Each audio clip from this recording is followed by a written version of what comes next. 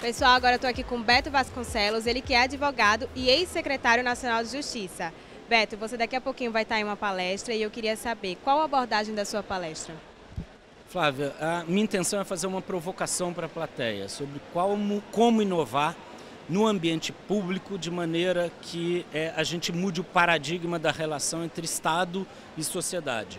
Quais são os elementos principais da mudança de status, da mudança de comportamento, da mudança de cultura entre os agentes públicos, os políticos e os técnicos no ambiente público e a sociedade, o cidadão, as organizações da sociedade, as empresas, as entidades sem fins lucrativos, tudo isso para que melhoremos um ambiente de desenvolvimento socioeconômico do país. Você falou que tem elementos que são muito importantes para a sociedade. Quais são esses elementos e por quê? Como eles impactam na vida do cidadão? Eu vou focar no curto e objetivo período de tempo que a conferência, de forma inovadora, definiu para todos os palestrantes, ou seja, objetividade, em 5 elementos. Na minha opinião, são suficientes e mais do que suficientes, são imprescindíveis para essa mudança de cultura. São eles, em primeiro, transparência, segundo, participação, terceiro, controle, quarto, inovação, quinto, ética.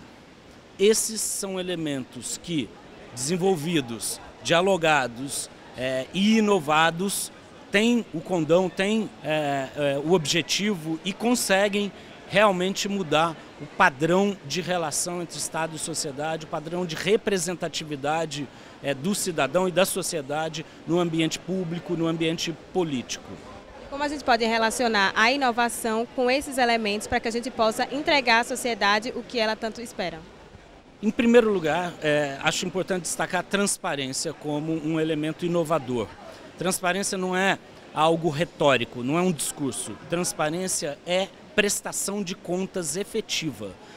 Transparência é a abertura das entranhas do Estado de todas as informações, é garantia de acesso público à informação, garantia de acesso a bases de dados da administração pública para que a sociedade conheça o que está sendo feito, qual foi o processo de decisão e possa monitorar a implementação de uma política pública e dar o seu resultado, a sua avaliação. Transparência não é uma planilha com números. Transparência é informação traduzida e passível de manipulação e teste por parte do cidadão. Isso é inovador. O inovador é o gestor que pega a transparência como um ativo próprio e diz: este é um modelo de gestão transparente. Eu quero que vocês, cidadãos, saibam o que está sendo feito e me digam se está sendo bem feito ou mal feito. O segundo elemento é participação. Participação é a essência do modelo representativo. É só lembrar, nossa Constituição Federal prevê logo de início: todo o poder emana do povo. Representantes não fazem governança, não governam para si mesmos. Representantes são representantes do povo. Portanto, a participação da sociedade é imprescindível na formulação de uma política pública, na implementação de uma política pública e no monitoramento de uma política pública. Participação não é só fazer uma audiência pública, uma consulta pública, que é importante, indiscutivelmente é importante. Participação é fazer com que o cidadão esteja no processo de decisão. Então eu vou fazer uma lei, por que eu não posso abrir uma plataforma, Flávia, de consulta à sociedade para que a sociedade aponte o que ela acha mais adequado naquela lei? Já foi feito com o Marco Civil da internet e já foi feito com outros modelos. Isso é participação. Perguntar para o cidadão o que ele acha do sistema universal de saúde, o sistema público de saúde. Quando ele for a um hospital, que ele possa opinar se o serviço foi bem feito ou não foi bem feito. Isso é bom para o gestor, porque o gestor se sente mais legitimado e o gestor consegue ter informação para a tomada de decisão. O terceiro elemento é controle. Controle é importante em qualquer ambiente. E no Brasil ele se torna mais importante ainda, porque nós temos uma cultura de desvios, uma cultura de corrupção, uma cultura de captura do Estado de 500 anos. Nós temos que mudar isso. E o controle é importante, seja o controle interno, seja o controle externo à administração. seja a Controladoria do Estado, seja o Tribunal de Contas, seja o Ministério Público ou o próprio advogado público. Agora, o controle mais importante se chama controle social. E controle social é possível a qualquer momento. É transformar cada cidadão num fiscal da política pública. O quarto elemento é inovação. E ele se aplica a todos os demais. E inovação não é só tecnologia, é também tecnologia. É criar um aplicativo de agendamento de consulta no sistema de saúde, é criar um aplicativo com conteúdo na escola, é criar um aplicativo ou uma base tecnológica de informação sobre a primeira infância, é criar mecanismos de unidade de inteligência em dados, é criar um modelo de controle tecnológico do tráfego de ônibus na cidade. Tudo isso é inovação. Agora, inovação também é pensar a administração pública de maneira a torná-la mais eficiente e sempre voltada ao atendimento da população.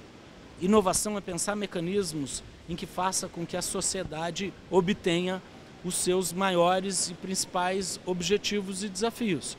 É desenvolver uma cultura no ambiente público que permita permanentemente pensar novos modelos. Um exemplo disso é criar um laboratório de inovação, onde não é preciso acertar, o que é necessário é testar. E por último, Flávia, que eu acho muito importante destacar, é ética. Ética não é um valor que deve estar exclusivamente nos mecanismos de controle.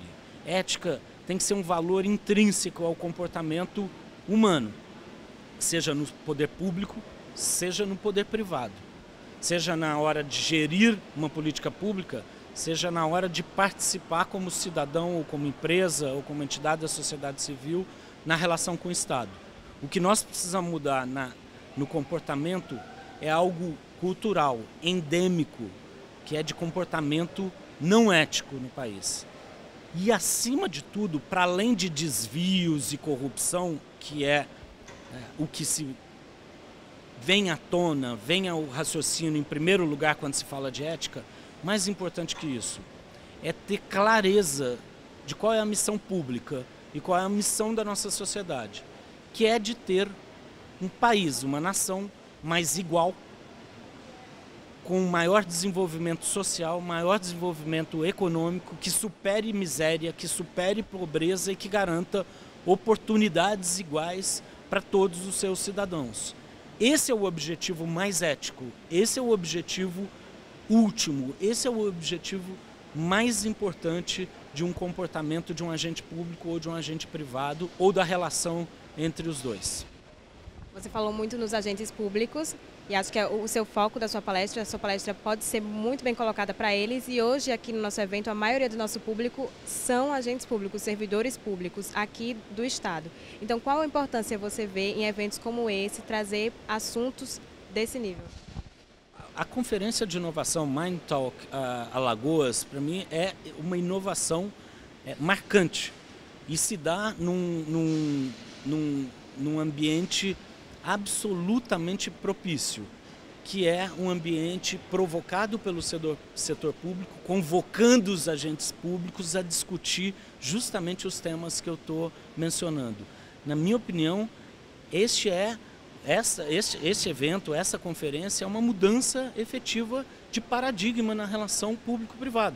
É trazer para os servidores públicos que estão discutindo e estão ouvindo a inovação de pensamento, a cultura permanente de sair da zona de conforto. E eu acredito que essa conferência tem esse condão. Daqui sairão inúmeras outras ideias. E eu fico muito satisfeito que isso aconteça em Alagoas, em Maceió, Alagoas, no Nordeste brasileiro. Eu, particularmente, tenho um carinho muito grande pelo Nordeste e eu fico muito feliz de ter a acolhida que estou tendo aqui no Nordeste, de ter a acolhida que estou tendo em Alagoas, ter a acolhida que estou tendo em Maceió. Aliás, o Estado que tem figuras marcantes, como os dois primeiros presidentes da República Brasileira, e figuras marcantes como Zumbi dos Palmares e Graciliano Ramos. Esse Estado está trazendo um exemplo com essa conferência para o Brasil todo. Muito obrigada, Beto. E lembrando que a palestra do Beto vai estar disponível no nosso site e, claro, para ficar sabendo de outras novidades aqui do Mind Talk, é só nos acompanhar nas redes sociais.